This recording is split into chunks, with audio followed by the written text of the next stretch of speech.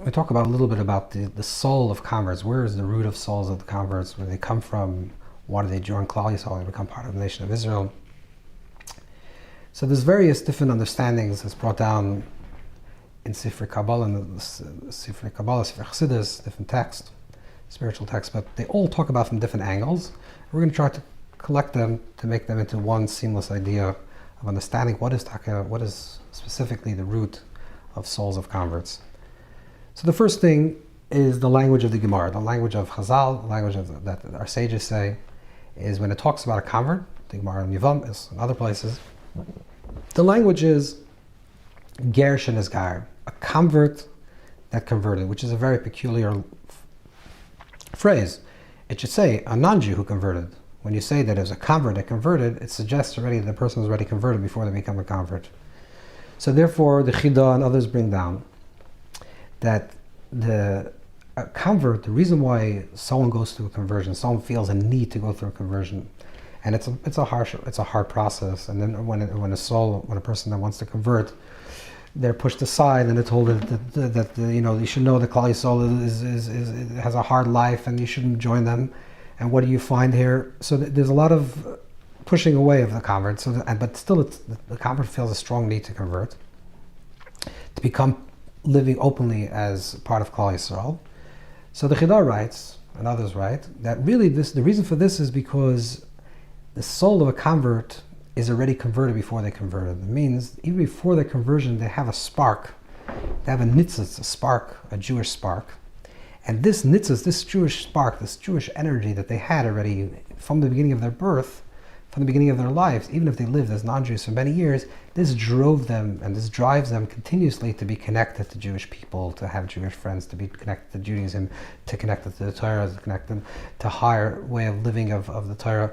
It drives them. And since it drives them in this direction, it's not like they have an option, yes, to convert or not convert, but they feel that this is a place that they always belong and a place that they always have to go towards. This is why the language of Chazal, the language of the sage, is ger shenesgar, a convert that converts. Where does this spark come from? That they have this burning urge to connect, or even an urge, just a regular urge to connect and reconnect to their Jewish brethren. So the Arizal says something very interesting. The Arizal writes that it's possible sometimes that there was a married Jewish man and a married non-Jewish woman, and they liked each other. I'm not giving any type of interpretation to this text, just to say what it is. And it's possible, says the Ari, that when these couples were together with their own spouses, they had a machshava, they had a thought about the other person, which they shouldn't have. It's called a ben tamura. It's not such a good thing. It's a terrible thing, actually. But they had a machshava about another person. It's possible that a nitzitz, a spark from the Jewish male, entered into the non-Jewish female, the mother of this child, and therefore this child is born already with a spark of a Jew. This is the level of a type of nitzitz, a type of spark. In other places, the Ari writes that in Sha'ar Gigulim, the Ari writes also that the special place where neshamas of Gerim come from, the souls of Gerim come from a particular place. And when they go through a process of conversion, they go through a full process and they receive the full level of a soul that belongs to part of the people of Israel, part of the Jewish people, a Nishmas Yisrael. So there's two things that we see here. One is that there is a type of strong inclination for people that were born to non-Jewish parents, and genetically not Jewish, a strong Jewish inclination. They feel drawn towards Jews, towards Jewish practice, towards Torah mitzvahs. And the second thing that we see here is that at some point, this spark becomes a full flame and it becomes their full identity. Because we understand that there's a spark, how much of a spark, but there's a spark that these people, a person that's born as a convert, a person that's born as a non-Jew, has even before they convert, we can understand something very interesting. There's something, the way to understand is like this. A Jew, by by birth, person that's born Jewish, to Jewish parents, besides having a Jewish soul that they're born with, which means a Jewish constitution, a Jewish special quality of being Jewish, they also carry within their genes and genetically on their physical body, they also carry Jewish history, which means that, and this is collectively, this is universally true by all people. Any person that's born into a certain culture, if you're born into a certain people, you carry genetically the culture in your body. There's actually, let's say for example, there's a study with mice, that if you take a mouse, let's say we'll call this this original mouse number one. Mouse number one, every time there's a certain type of sound that enters into the cage where this mouse is being held, the mouse receives an electric shock. The sound goes, let's say it's a particular type of music, every time the music is sounded, the mouse gets electrocuted. I'm not saying this is civil and this is ethical. I'm just saying this is the experience that happened. This is the experiment that happened. Now, mouse number one has a child, and there's no longer any music, there's no longer any shock. Every time they play the music to mouse number two, the child of mouse number one, the mouse goes into panic. Even though the mouse was never shocked in its life, it doesn't identify the sound with the shock. But because its parent experienced the shock when it received that noise, therefore mouse number two has the same experience. Which means that we actually carry memory in our genes. We're not conscious of it. We can't say why. Why are certain people afraid of certain colors or certain countries or certain people or certain dimensions? We can't explain everything, but it could be possible because a grandparent had some type of traumatic experience that went into our genes, and we're carrying that genes, and we're carrying just the fear of that experience, even though we're not conscious of what the experience is. There's a very interesting phenomenon, which this happened after the Megurush Sfard, after the expulsion from Spain, and this is similar happening right after this story, after the Holocaust, which is after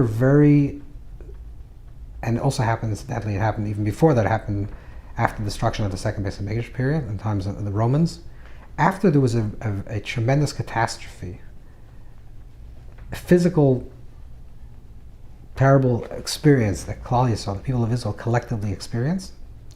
After this experience, just a short time later, there's an abundant of there's many converts there's many people that convert.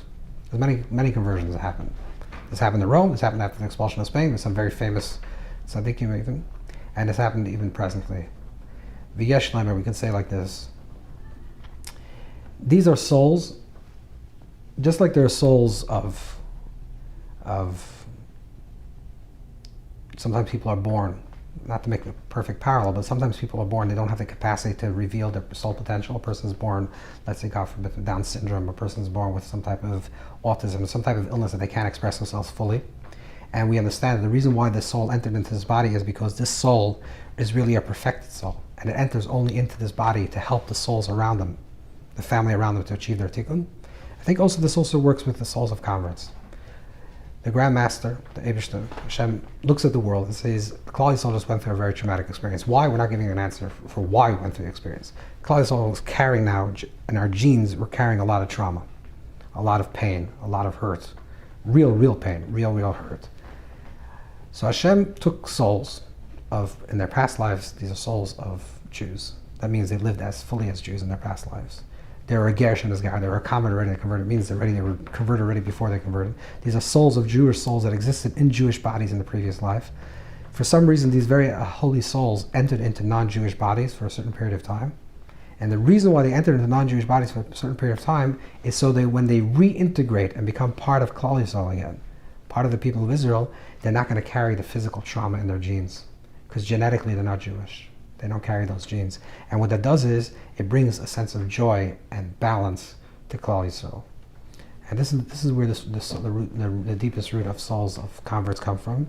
And when a ger is a ger, a true ger that goes through properly ger halacha in the holiest and the highest way, we have to welcome this ger. We have to welcome this convert and understand that this is a person that actually spiritually sacrificed to live as an non-Jew for a certain period of time in order to come back into Klal Yisrael and to give Jews a tremendous gift of coming from that place. And therefore, some of the greatest people in history, and particularly through these time periods, when we live through these transformational time periods, the most important Jews at those periods of time are always converts, or related to converts. The whole Torah Sheba'al Peh is based on Rabbi Akiva, and Rabbi Akiva is a son of converts. Onkelos, the first translation of the Torah, which means to the beginning of Torah Sheba'al Peh, was a convert.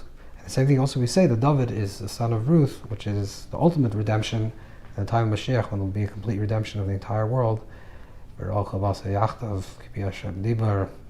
Mashiach, B'meir B'yameinu.